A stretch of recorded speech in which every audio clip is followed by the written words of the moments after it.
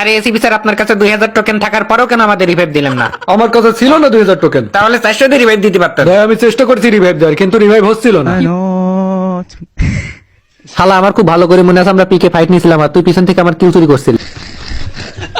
আর ডাউনের পর আমি দেখেছিলাম তোর কাছে 3000 টোকেন রয়েছে, তারপরেও আমাদের রিভাইভ দিসনি। কিভাবে বুঝাবো রিভাইভ দেওয়ার সুযোগ ছিল না? ভাই আমাদের তো র্যাঙ্ক মাইনাস হয়ে গেছে, এত সহজে স্বীকার করবে না। আমার ডিজার্টটা দাও। অভিজিৎ, আমি তোর বারমুডা ম্যাপ থেকে একদম সরাই দেবো। আরে স্যার কি করতেছেন? তোমাদের খুব শখ না জানার আমি তোমাদের কেন রিভাইভ দিইনি? আরে সেটা তো আমরা এমনিতেই জেনে নিই। আরে স্যার আপনারা দুজন কি লাগালেন? স্যার ডেজার্টটা নিচে নামান। অভিজিৎ তুমি ডেজার্ট নিচে নামো। তোমাদের খুব শখ না জানার কেন তোমাদের রিভাইভ দিইনি? শোনো, আমি যাবো গ্র্যান্ড মাস্টারে।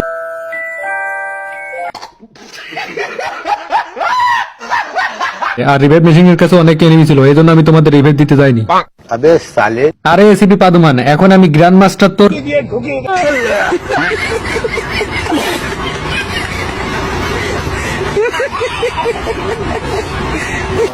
এই রকম মজার মজার ভিডিও পেতে আইডিটা ফলো দিয়ে পাশে থাকুন।